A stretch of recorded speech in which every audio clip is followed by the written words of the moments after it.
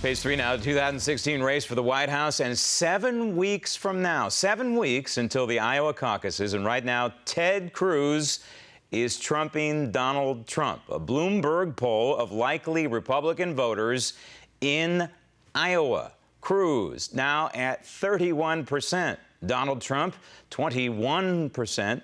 Ben Carson at 13%. Marco Rubio, 10%. And Jeb Bush still in the single digits at 6%.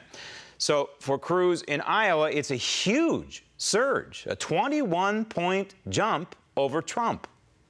The one good thing about an executive action is that the new president can go in. You don't have to go through Congress. You can just, and he's a great lawyer, you can just go and sign, and it's over. There is a real challenge in vetting people from the Middle East. The truth is, it's not that we say we don't want refugees. That's not what we're saying. At least that's not what I'm saying. What I'm saying is we can't accept refugees that we can't fully vet. And the vast majority of people coming from the Middle East are not people you can vet. And do it for them. Do it for the next generation and the generation after that. Because the trajectory that we are on is not one that is conducive to life, liberty, and the pursuit of happiness for them.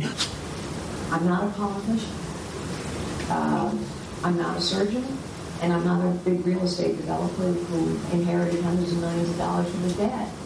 I'm somebody who has produced results by working with others. Now, Cruz is scoring well with Iowans on many levels, including national security. And in Las Vegas, one day before Republican debate number 5, a large gathering of experts and the like, including some of the candidates for the Nevada National Security Action Summit. Joining me now from Las Vegas, OAN correspondent Ash Carrigan. Ash, this is a large event featuring many high-profile people. What is the security like? Do you feel safe?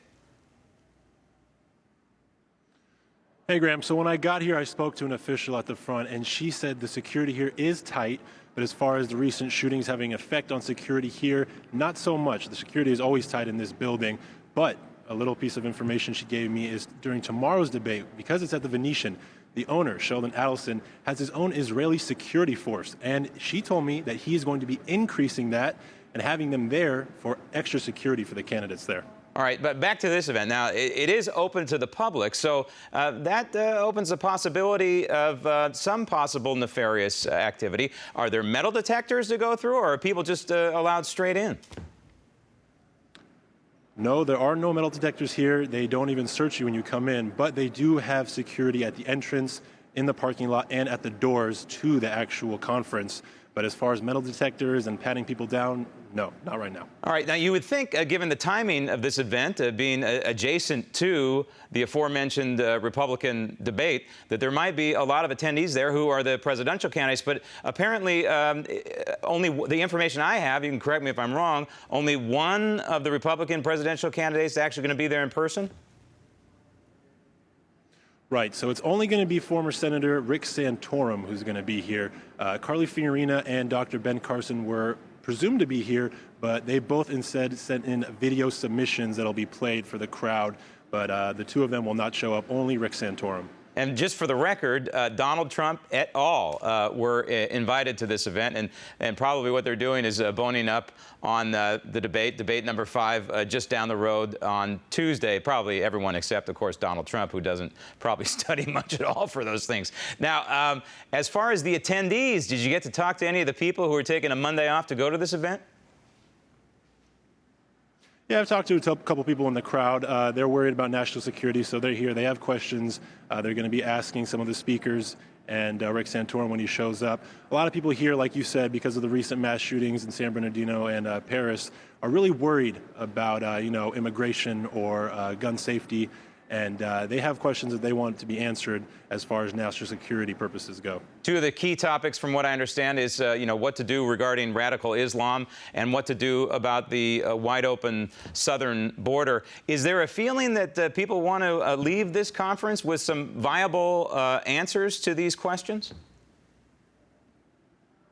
Oh, absolutely, Graham. Those are the two most important issues. The four issues that I'll be going to focused on and touched on will be border security, the American military, the national electric grid, and crumbling infrastructure, and as you mentioned, radical Islamic terrorism, which is the biggest key that people are worried about and asking about. They want to know what our politicians and our government is what they're going to do to keep us safe and to make sure things like that don't happen anymore. Okay, so now we know as far as tomorrow and the debate, you're going to be covering that as well for OANN. And we know that Chris Christie has made the grown-up table. So I think that puts it at 9. 9 Republican candidates will be up there on the stage. Is there a buzz even at this event about tomorrow's event at the Venetian? Oh, yeah. Everyone here is really excited. We actually got to the Venetian this morning. We saw CNN setting up for it. There's a lot of security, a lot of press that's already been out setting up for it. And people here are really excited to see what the candidates have to say. Because of the recent terrorist attacks, they're going to have a huge emphasis on national security. And like I said, they want their questions answered. Chris Christie did make the main stage debate, as did Rand Paul. The only one that's been in it that isn't going to be in it is going to be Mike Huckabee. He's the only one who's at the lower debate. And, of course, taking center stage will be one Donald Trump. Ash, thank you. Coming up next, Stop the Tape, the latest Obama anti-terror plan to do nothing new. Also ahead, panic at the White House over slumping Obamacare enrollment. Hello, Nashville. When I was in your great city this summer, I met one of your neighbors, Kelly Bryant. Kelly told me about how, after being diagnosed with breast cancer, she relied on insurance coverage made possible by the Affordable Care Act.